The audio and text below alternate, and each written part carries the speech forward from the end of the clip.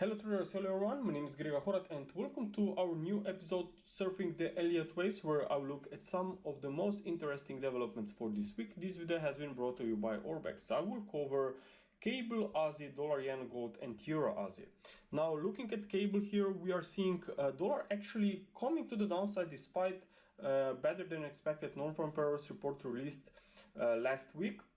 Maybe it's due to the fact that actually dollar was higher ahead of the event. So actually it can be buy the rumor, sell the news impact. That's why we are seeing move to the downside on US dollar. Also, pound is trying to recover now, possibly on optimism that on July 19th, finally lockdowns could be removed in the UK. So this could be supportive for pound, but generally speaking, nothing has really changed when looking at this daily chart. We are still observing wave for a corrective pattern, a corrective wave that is still ongoing. It's not really finished.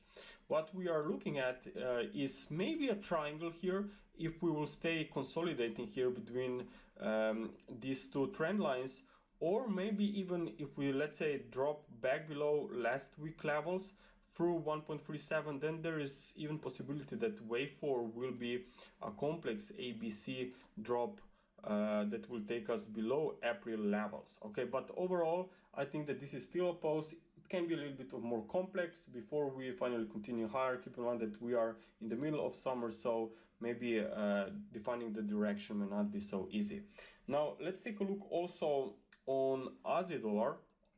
Well, we have seen some recovery on Aussie dollar after recent dip, and this comes in after RBI noted that there could start with tapering in September, but not with the rate hike until 2024. So it's not really that bullish, but it looks like that slowly, of course, we will move into this policy changed, and overall this could obviously be positive for Aussie.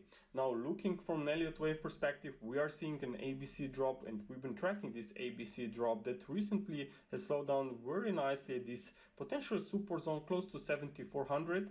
It was also the swing high back from September of 2020. Looking at the 4-hour chart, well, we can count 5 waves down here, while the market is now trying to rally, which is normal after each 5-wave movement.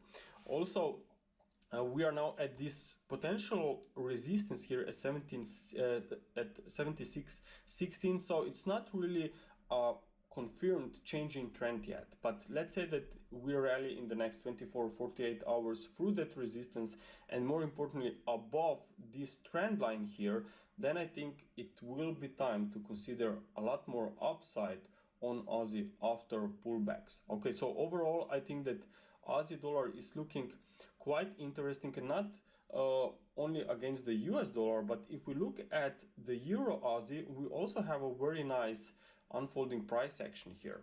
Here is the daily chart first. You can see that market has been recovering for a while, actually since end of February, and it was an overlapping recovery. Okay, looks like a perfect correction because you cannot count this in 5 waves. So if it's not a 5-wave movement, like a changing trend, then it's probably just a correction. And this makes sense because it's always somehow easier to look and anticipate more weakness in a downtrend rather than trying to say that market will bottom right here, okay, and we will see a straight move to the upside with an impulsive price action. So I try to stick with this trend that is in progress since last year, and I will continue to look for more weakness, and looks like that this weakness could now resume from current levels. Also notice that we have here potential ending diagonal formation here in this wave C. So if I just label for you really quick here as well, you can see that I can count 3 waves up with an ending diagonal here in wave C, which has been broken firstly by trend line, then you also have this wave B swing low broken, and then also wave 4 swing low broken as well, with a one leg very sharp impulsive sell-off. So normally this triggers a lot more weakness, especially after pullback. So I think that Euro Aussie could see more weakness in the next few days. Now let's take a look also on dollar yen.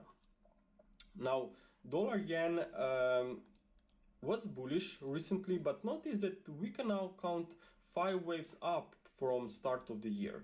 We have seen a move here to a new high close to this. I believe it was this was March 2000 and you can see March 2020 level. So look, it was a very important day actually, because that's when COVID crisis began. So we retraced all those losses and looked at it, we could be now slowing down here.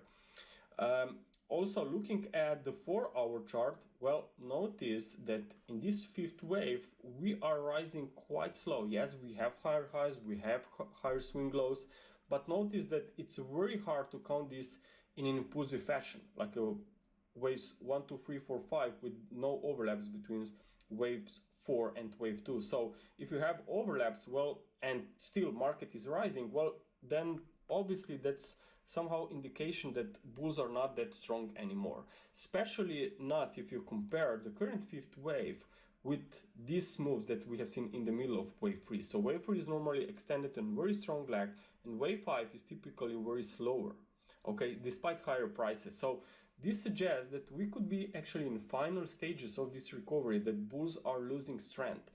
And if we can see more weakness here in the short term, let's say this week below 110.40 and we see a daily close below that level, then I think that more weakness could be really here in the cards. Even if we just will try to consolidate, I really think that this resistance will stay in play for some time. Now, looking at the 1-hour time frame chart here as well, we have potentially 5 waves down from the recent peak. So this is another indication why I think that we should be aware of deeper prices. Now, let's take a look also on gold. Well, metals, as you know, have seen some very nice pullback. It was due to potential tapering expectations. And what we are seeing here is just keep ongoing consolidation that is underway since August 2020. This consolidation can either be a triangle if we'll hold this 2019 trendline support. Let me zoom this in. You can see this trendline support connected from May of 2019. And as long as this trendline holds, there is a chance that this wave 4 could be a triangle.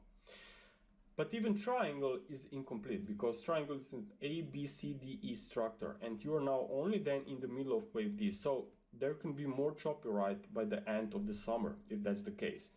Or let's say that we will see this trend line broken, then pullback will be much deeper, and it could be in 3 waves and looking at the whole structure from 2020 highs. In such case, the support could be seen around 1600 to 1650 area, around there. So in both cases, I think that still this could be a counter trend movement from last year highs, but unfortunately it's still incomplete. And if we are maybe going to see a triangle, okay, then the real key for a potential breakout that will take us back maybe even to all-time highs would be this broken trend line. So unless we see this broken trend line broken, I think that we will have to be very, very careful and nimble here. Okay, traders, thank you for your attention. I hope that you enjoyed this video, and again, talk to you next time. Bye.